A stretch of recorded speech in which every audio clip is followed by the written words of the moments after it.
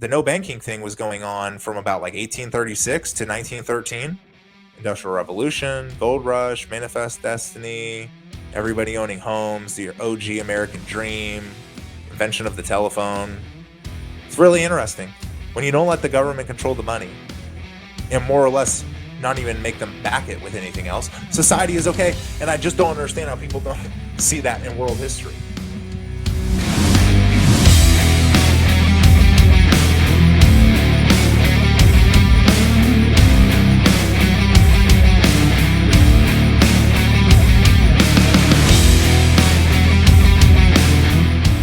Welcome to another episode of the Nyc Griff Show. The day is August 19th. The year is 2024. Just want people to remember that. And today is more of just the Griff Show.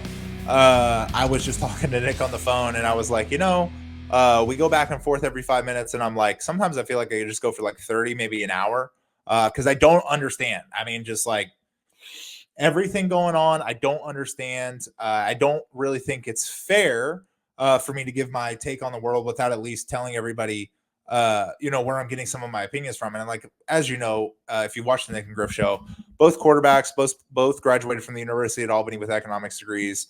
I happen to be from Columbus, Ohio, traveled to California, played in Nevada a little bit, a few surgeries here and there. COVID hit, football ended. Oh no, what's going on? And thankfully for me, Robert Breedlove had a Twitter account, and I was a huge Twitter guy. And I like alternative opinions. I mean, like, I like when somebody is willing to step out and talk about something that nobody else is willing to talk about. I feel like those people are, I don't know, just really important to society. So I'm not saying that I was ever trying to be one of those people, but I was also posting black squares, and I was just pursuing a goal. And obviously, in hindsight, feel like a lot of what I was learning in college, a lot of what I was going through, a lot of people are going through, and it's that none of it made any sense. It doesn't work. The system doesn't work. I don't understand. I was born in 1996. It seems like my generation is a crossbreed between fucked and lubricated to get fucked. Because, and I don't mean to put that lightly. I don't mean to put it lightly. I think that the American dream and what a lot of our division in society today is just really around money and not understanding monetary policy. Because Bitcoin's $59,000 a day. If people really understood monetary policy and what was going on today in the fiscal world, it would be $4 million already a Bitcoin. It would already be done. It'd probably be even more. And I say that because deflation is good. Purchasing power of your money is good. People finding the hardest money and using it in society tends to work out if you look at history a little bit. And thankfully, Bitcoin's dominance, which is more important metric to me than anything, is at 57% now. It's up like 15% over the year, which is really just a measure between Bitcoin's market cap versus all the other shit coins and everything like that. And nobody really cares about the shit coins. I don't really care about the shit coins, but they're taking up a lot of airspace there for a little while. And I think everybody's going to realize that that might be the first bubble to go in whatever goes or doesn't go. It could wreak havoc again, because again, nobody understands the monetary policy. For 100 years now, there's a federal bank mixed with the government and treasury markets and things like that just dictate what we get to use as money and what we get to do with our money. Everything we get to spend with our money, to how much of it they print, to how they report how they print, to the metrics they use within society to gauge how that money printing affected it. They like to say even more money and inflation's good, which is an Orwellian take. It's insane. It doesn't make any sense.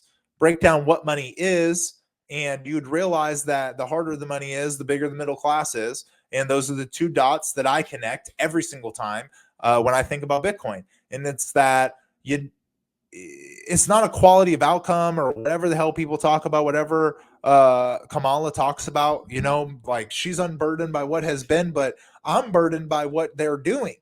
Okay. What they're doing is lying to the public, printing money without telling them, and then promoting anything that causes hysteria amongst the public. The BLMs, the COVID, whatever, it's gotten picked up, I think, over the decades. Maybe. I think one of the things is we don't really know, because Trump can get almost assassinated, and then 3 weeks later, they're still going to throw the guy in jail. They still think he was terrible. Couldn't be the leader of the country. So anyway, I got into Bitcoin because I was in an economics class. I'm talking to my professor. He happens to be a third-year PhD student who was teaching my class. from a different country, didn't make any sense in class, literally couldn't read what he was writing, just curved everything. Everybody kind of graduated. It was great, right? But at the end of the day, nobody knew anything they were talking about because the head economics professor at Albany was just curving grades in his PhD classes and curving grades in his undergraduate classes so that everybody would pass. But at the end of the day, we're all talking about nothing. We're all talking about how money printing needs to sustain society and those at the top need to tell us what the money is. That doesn't make any sense. Does anybody not understand that? Because before I go further in the podcast and talk about anything in today's current events, it is always and forever going to relate to what the monetary policy is. And I can't stand it. If you're a Bitcoiner, you understand this. It comes up in every conversation when you start talking about politics, war, economics, today's sandwich, the market price of a lobster. It doesn't matter what you're talking about. The monetary policy is the most important thing. Stop talking about everything else. Just talk about the monetary policy. Just talk about the Constitution. Do you need another amendment or not? Get hiking. We don't need all this legislation. We don't need this giant tax code. We don't need any of this stuff. It's all pervasive to money, which in the end just kind of messes up society. And that's what my whole rant is about. I feel like there's so many great thinkers and comedians and everything, but like for one reason, they're not acknowledging what actually matters. And it's that the money we're using and the system we're using to judge the value of everything underneath that money is broken. Okay. It's leading to a lot of decisions that are high time preference. And quick one for the podcast, high time preference just means they're the jackass that can only think 2 months ahead. That's it. Or you're the poor person who can only pay the next month's rent. You can't even save any money to ever put yourself in a different opportunity. And we are at this point in America spending, I think, $100 billion a day. I mean, $1 trillion being spent by our government is nothing at this point. And we don't recoup any of the money. The government doesn't make any money. They just take money or extract it from some way or another. Money printing is a way that they take money out of society without even telling you. And then taxes are just how they're telling you to go, screw yourself in your face. And it doesn't make any sense. None of the tax codes make any sense. None of the policies make any sense. Having 12 million federal employees who aren't employed to work doesn't make any sense. I don't understand how every generation and every parent can always lecture on and on and on and on. And everybody who's above a certain age can always look down upon. I'm a 27-year-old guy, can look at you and tell you, well, this is what you got to do. Why aren't you doing the 401k match? Why aren't you doing all of these different things? Because nobody's taken a stand against the system in 200 plus years. I mean, the last good president we had was over 150 years ago, because the only thing that matters, people, is the monetary policy. I'm not trying to get too serious on the podcast. So yes, I am. The only thing that matters is the monetary policy. Look at the money. Okay, that's the only thing that matters. Now, we're going to start talking about some other things, I guess, that don't relate to the monetary policy, but yes, they do. And it's how quick we all forget everything. I mean, like, I was just in college. We were just running through the whole thing. I was just telling you all about my story, and they hit us with masks and a vaccine, mostly because this orange man, this Trump guy, they don't like him. And it's this fake WWE system where they just got to make all of our lives miserable to hide the fact that COVID was a way to bail out banks and print a whole bunch of money. But look how easily everybody starts fighting with each other, how the news cycle has become more vicious. And a lot of that can, almost be closely tied to when the money printer accelerates. The faster you print the money, the crazier things need to get. Or everybody's going to start realizing that you're printing the money. And they're like, wait, whoa. That's the only thing that we can't have happen. I can't have my groceries costing 50% more than they did last week. It's called hyperinflation. And I think the road to hyperinflation is right there for the United States. Depending on who gets elected. I think it's really funny when everybody's just like, Bitcoiners are like Trump, maybe an RFK here and there or whatever. If you've listened to all the candidates, I personally think Kamala Harris is absolutely the best candidate for Bitcoin. I mean, you have to be completely and totally honest with yourself. She is unburdened by what has been. Okay. There's rumors she's an alcoholic. Check. She doesn't understand money at all. ROI or anything of the sort. Check. All we're going to arrive at is the very fact that this woman is the most unqualified president in United States history. And I think that makes her great for Bitcoin. I mean, at the end of the day, I don't buy dips. I just buy craziness. I think when you look at Bitcoin, there's obviously like a very close tie between the money printer and Bitcoin, some dominance, maybe taking some of the current market because it's only like 0.01% of all global wealth. So at the end of the day, there's two things going on. The money printer goes off, so a lot of new money gets in, and a lot of new money goes to Bitcoin, or a lot of the old money is starting to flow into Bitcoin because they realize that these people are printing the money. But either way, Bitcoin goes up. But as it accelerates, the propaganda accelerates. Presidents can almost get assassinated and forget about it. Cities can burn because of a fake, I don't even know what you want to call the Derek Chauvin, George Floyd situation. Just propaganda. I mean, just shoved down our throats to make us all hate each other. At the end of the day, anything with an ism is a lie, and anything with an ism is meant to divide, because the world doesn't work in isms. It's just numbers. It's just money. It's just economics. It's just speech. At the end of the day, it's just speech. Speech can't hurt you, but when speech hurts you so much that you want to hurt other people, then speech can hurt you. And when you have people who believe in these ideologies and believe that everybody should be equal and that everything should be fair, except they should have everything and you should have nothing, then you start to get to a point in society where you realize the only thing that we have is what I can earn. The only thing I have is my economic energy. And that's where Bitcoin really hit it for me. Because at the end of the day, I couldn't give any of my economic energy anywhere if we didn't have an efficient monetary policy and efficient money, efficient way to go about it. And for anybody who wants to actually learn something about that, you should probably read the Bitcoin Standard or just go on Twitter and ask a Bitcoiner what's going on with the whole money thing and why does it actually matter what the money is. But at the end of the day, that is all you have to think about, is the monetary policy and what the money is. Other than that, none of it makes sense. At the end of the day, Kamala is the best. The craziness is what sends Bitcoin through the roof. The uncertainty about the system, whether you don't believe in conspiracies or not, she is outright communist. She doesn't understand money. She laughs about people smoking weed as she puts them in jail. She is a horrific human being. And I think her running the most powerful government in the world and the world reserve currency, at least for the next decade, most likely, as it unwinds here, she's perfect. The money printer is going to go crazy. I don't care if she even bans Bitcoin. That probably means more people will buy it. I don't think anybody judges the craziness factor. And I don't really think anybody understands it, because if you're me, you don't understand how you can go from my childhood in 2000, 2004, 2008 to where we're at now. Unless you just look at the money printer and what the monetary policy was. 0% interest rates, bailing everybody out, just letting everybody get involved in a market, Robert Kiyosakiing the whole thing. And all it's going to lead to is a disaster for our generation to clean up. And will we actually be a generation that actually has to clean things up? I have no idea. It's always really funny because it's weird to think about the TikTokers of the world being the generation that got hardened, and then they actually created a better society than what their people did before. But we have to be close to the Thomas Jeffersons, right? Like, we have to be close to some people who are actually going to do something, who aren't just going to get bought out the moment they enter our government. You would think, right? I mean, I've been thinking that as I get into politics for a while, but most of my listening is mostly conservative radio or comedians. And I don't know if they touch the reality. I definitely think they touch people who are interested in alternative opinion, but I mean, it doesn't make any sense. I don't understand. I mean, I grew up thinking the president was an important position and the bastard's dead. It doesn't make any sense. How does it make any sense that you are engaged in world war all over the globe? Our economy is global. Most of our products are made somewhere else and then shipped here through a supply chain that we use because of the current system, because you can't pay the people here an accurate wage. You can't pay them an accurate wage because nothing's valued fairly, including the homes or the wages that they need to earn the homes. So you got to go somewhere else where people don't want homes, they want huts. And that's where we put all of our shit. We put our shit where people are not smart enough to know that you can unionize, or they're not able to speak out against it on Twitter.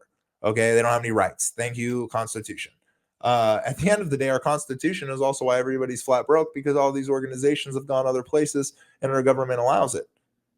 So Kamala's perfect, but I don't understand. How can anybody make the argument that you can have the BLMs and the LGBTQIA plus all that shit, and you can also look at how we're doing things economically globally and the people that want to push it? How can you believe in anything progressive? How are you woke if our current economic infrastructure is mostly slavery? And how can you even talk about the slavery that was in our country while we were the country other countries were using to import goods? I mean, like, we used to produce stuff and give it to other people, especially when labor was really cheap. Wink, wink. That's what we still do on a bigger scale now. But we're the country that outsources it. And everybody wants to be woke and progressive. It's an oxymoron, and it's really quite unbelievable. And the hysteria has actually accelerated if you just follow the monetary policy. The moment they lowered rates to 0% and started bailing out banks and letting everybody buy homes and doing the whole thing, I don't understand. I listened to Dollar Bill on the Money Maulers podcast, and it's so funny because he is like, it is a joke if you think anybody is going to exert any monetary discipline at any point in time during an election year or at any point in time during this country's future, because that person is going to be hanged. They'll be lynched.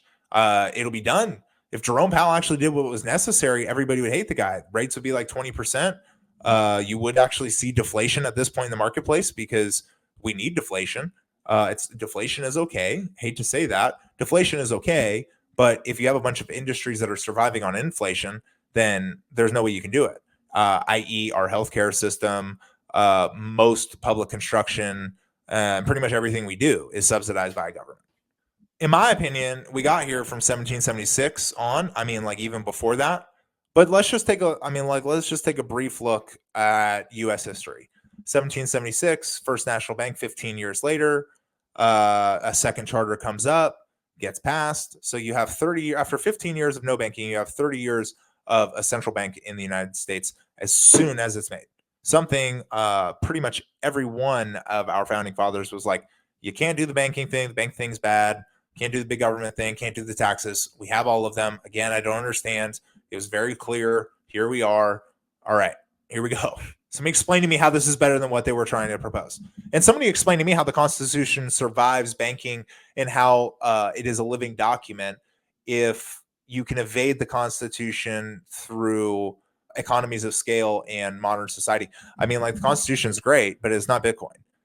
It's not global, and it has pretty much been demolished from its existence. But again, 30 years of banking, right as soon as we started, and the last president we had that abolished banking and also started charging imports on other countries to just sell to our places, that pissed off the South, that ultimately started the Civil War, Andrew Jackson. Andrew Jackson is an interesting character because I don't really think he's a super nice guy, but he is for sure very America first. Everybody wants to compare Trump to a more modern president like a Reagan or a Nixon or somebody like that. And that's like fine and everything. But if you really want to be a good president, you got to be more like Andrew Jackson. All right. You got to get land. You got to protect your borders. You got to get rid of the banking. And you got to make it really hard for it to come back. And that's exactly what he did. Some could say he led it to a civil war way later on. When you abolish the banks, he kicked off not only the gold rush, but the Industrial Revolution in the United States. It was fantastic. There were no taxes. The country was wonderful.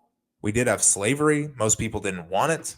And then you have the Civil War. Abraham Lincoln does establish a national currency, but Abraham Lincoln does not establish a chartered bank. America is still bank free. We do have a national currency. There are some problems with that, with treasuries. You have to raise money for war and things like that.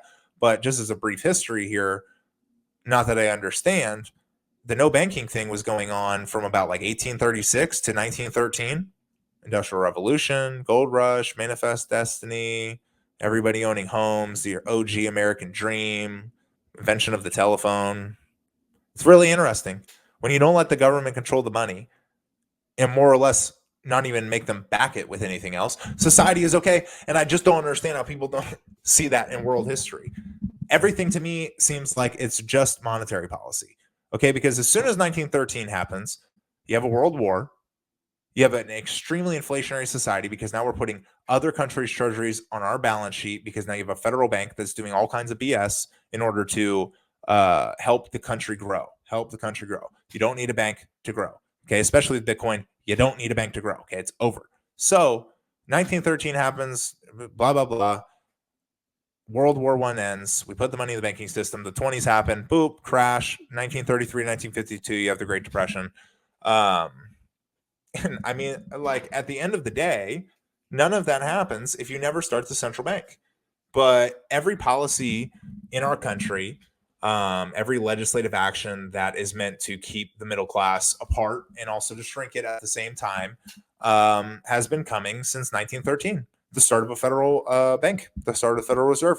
And it was come up with by guys, if you read the book of Jekyll Island, that controlled a lot of the industry in America, as well as some foreign entities that nobody really knows who they are.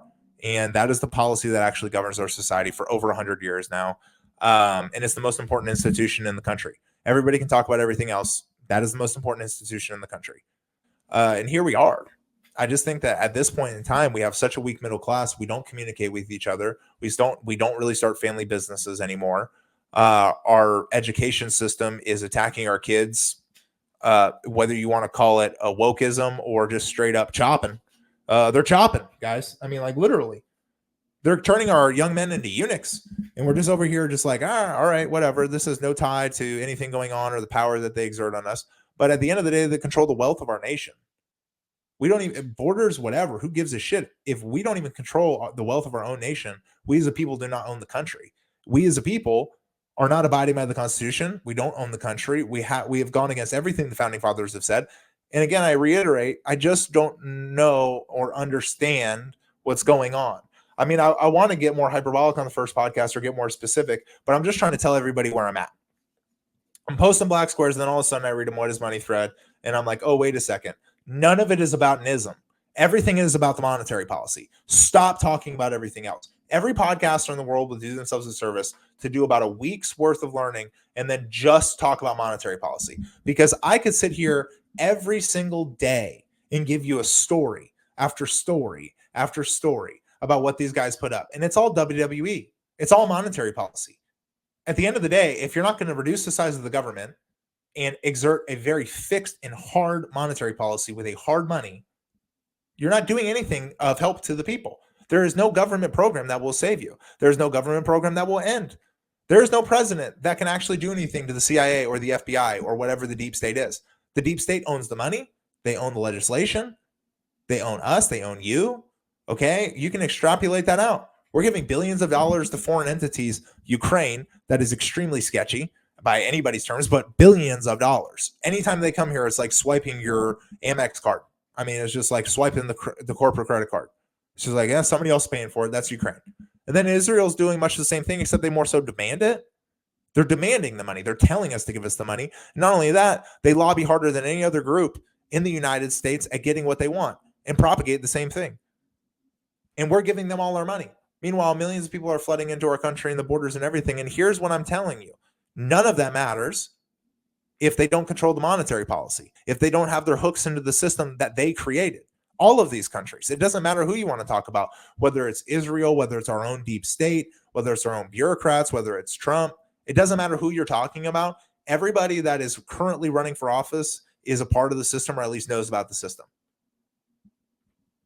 Vivek Ramaswamy is probably my favorite politician that came across. And while I think and believe that some people can exert altruistic acts, I'm not sure. So at the end of the day, what is happening in this country? We don't care about the election because we know it doesn't matter. But at the end of the day, we try to say that it matters. And at least our markets kind of take off or go down based on those things. But actually, it's just the monetary policy and how much money they print.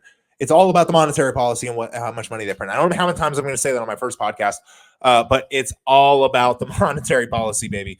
It's going to be like an annoying dad on this one.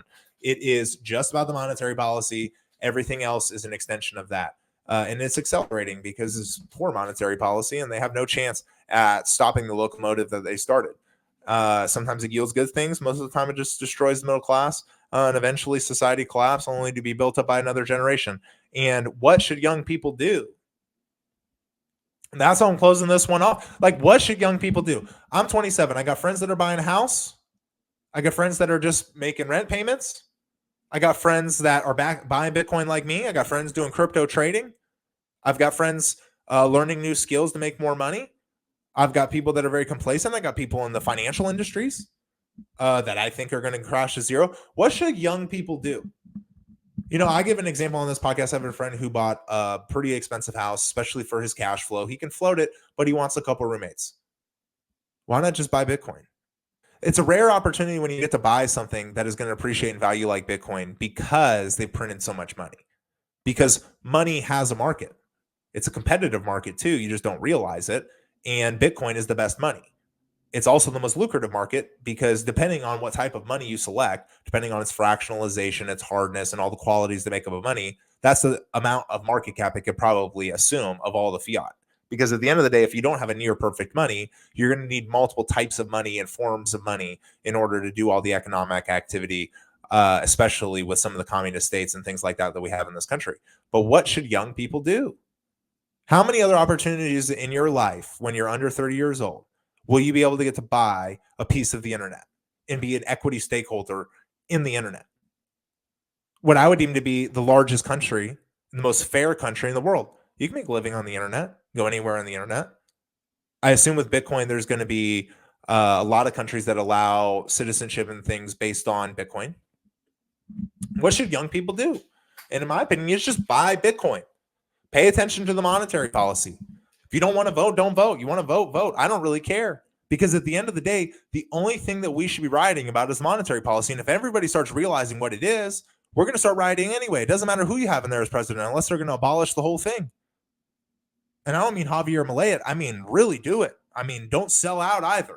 I mean, do the whole thing. At the end of the day, I'll conclude it with this. I started in a place where I didn't understand anything that was going on.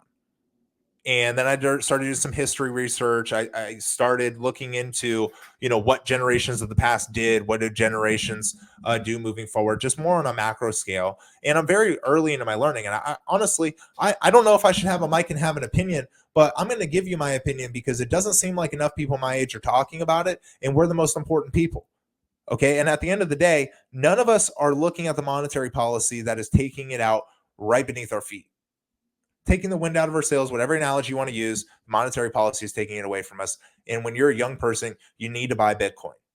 You need to save in Bitcoin. You need to become profitable in Bitcoin because the more Bitcoin you own, the more decisions you're going to get to make later on. Because as it pertains to economics, we have the dudiest, shittiest, easiest money that has ever been around. Nobody cares about it. Nobody cares about the money. All right. It's not sexy anymore. You just have a card that swipes. Cash, whatever. It's stupid. It doesn't even make any sense. It's the worst form of money that has ever been put out there. I mean, I would have rather done beads. Let's do the beads. Beads are cooler. No, we got to do this dollar stuff. And the only thing that it's good at is fractionalization. Shit, you can make it up. You can make up how much money you have. You can just say stuff is worth something. It's not, I mean, like at the end of the day, there's only so many dollars, right? Or no, it's infinite. And that's why I'm telling people that are young, that are my age, why I'm getting on this podcast, why I'm just talking about it, is because I have a lot of these thoughts, and I'm going to go deeper. I'm going to get more specific on certain topics, but I just wanted to give a nice little general overview of what is going through my head, what's going on, and what should young people do? What are people my age? What do I think we should do? It's buy Bitcoin, save in Bitcoin, rent, keep your cash flows nice, keep your fixed income or fixed expenses low. Don't do anything right now. Buy Bitcoin and wait. Peace.